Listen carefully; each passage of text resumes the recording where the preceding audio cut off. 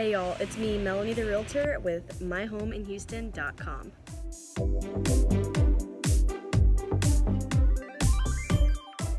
And I'm going a little casual today, hanging out in the backyard. You see the barn and the kids' toys and whatever. But it is a real strange market out there for buyers. It continues to be a real strange market out there for buyers. I just wanted to give y'all some honest advice if you are planning on buying a home sometime in the rest of 2021.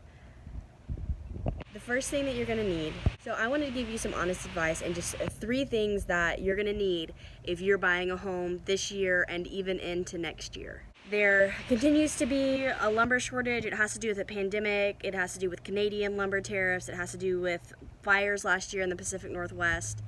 There continues to, because of lumber shortage and supply chain shortages, new homes have not been built as many last year, which means the people that are selling homes that they own don't have as much competition from the new home communities, and so that turns it into a really extreme seller's market. So you just have a lot of strange factors at play if you're considering buying a home in 2021. The first thing that you're going to need is you're going to need to have the right mindset. And what I mean by that is it's pretty common these days for buyers to be putting in 5, 8, 10 offers on a home before they have an offer accepted. Homes, especially in the first-time home buyer range, are getting sometimes upwards of 10, 15, 20 offers. And so you're going to need to have the right mindset that we're going to talk about right offers in a minute. You're going to need to have the right mindset that you're probably going to put in more than 1 or 2 offers. You're going to have to make some hard decisions on, is this even the right time for you to buy, but also which homes you really want and which homes you are willing to compromise some of your wants but not your needs, that kind of thing. You're going to need to have just that persevering mindset that if this is really what you want to do, and I'm sitting here, we actually bought our house because of the backyard. I love our house. I am so glad that we bought our house, and I've never regretted it. But if you want to be in that same place, you're just going to have that persevering mindset that this is going to perhaps be more difficult than it typically is because it's such a seller's market. But if you have that perseverance mindset, you can get the home that you want and you can get a home that you love. You are just going to have to persevere through some offers that may not get accepted, through quick showings where when a home comes on the market, we need to be going and seeing it same day or the day after and putting in an offer and making those decisions. So the first thing that you're going to need is just to have the right mindset, a positive, persevering mindset that we can do this. I would love to help you do this, but you can make this happen.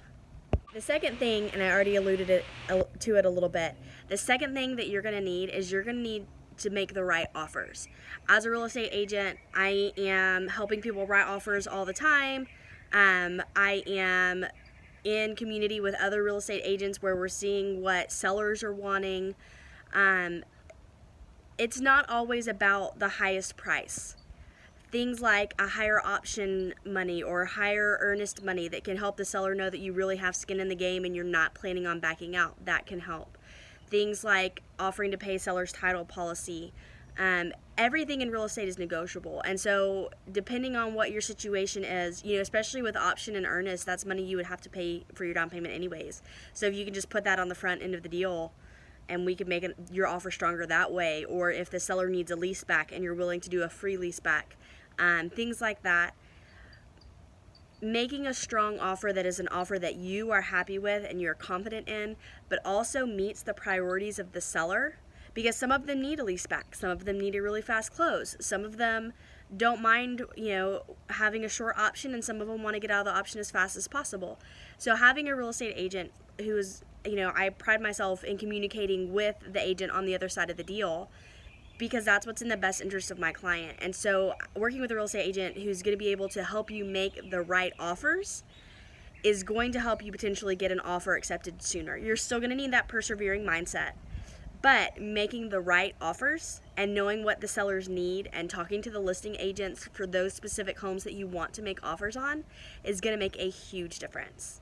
So right mindset, right offers. And then the third thing that you're going to need is you're going to need the right timeline. It is much more typical than it used to be for buying a home to take 4 to 6 months or longer, as opposed to 2 or 3 months. I would be advising buyers now that if you want to buy, typically I would say, okay, about 2 to 3 months from when you want to buy a house, go ahead and work, get pre-approved, all those kinds of things. At this point, I would really say 4 to 6 months out. You want to get pre-approved with a lender. If you need referrals, I have some. If you're in the Houston area, I know them locally. If you're somewhere else, I have a network that is of women in real estate that is across the country that I can help you get connected. But you're going to want to have the right timeline, and that's going to be a little bit longer than what was previously typical. So a buyer timeline now is probably more like 4 to 6 months or even longer than the quick turnaround 3 months. The quick, I'm going to go buy a new construction home, and it's, and I can just go buy the inventory home, and I'm going to close, super fast. It's just a little different now. And so you're going to need patience, and you're going to need to have the right timeline. So again, 4 to 6 months out, go ahead and get pre-approved with a lender. Typically, your pre-approvals are going to have an expiration date somewhere between 3 and 6 months from when you get them. So if you get pre-approved, 6 months out from when you want to move and you don't find the home that you want, work with your lender to extend that pre-approval or go through the pre-approval process again. Like, that's totally a thing, and it's fine. Like I said, I'm a little more casual today than normal. I just have been thinking a lot about what you need to know, like right now, if you're considering buying in 2021. So this is just my honest advice to you. The 3 things that you need the right mindset, you need the right offers, and that's really where a real estate agent is gonna, I would like to think that I help with the other ones too, but the real estate agents are really gonna help you write the right offers. And so if you're anywhere in the Houston area, I would love to work with you on that. And then you're also going to need to have the right timeline, which is really 4 to 6 months as opposed to the shorter timelines that we would typically see. So I hope this was helpful for you. Make sure if you have questions that you go ahead and leave them in the comments. If you're planning on buying or selling in the Houston area in the next, 6 to 60 months, make sure that you like this video, that you subscribe so that you get all the information that you need. I hope something really great happens to you today.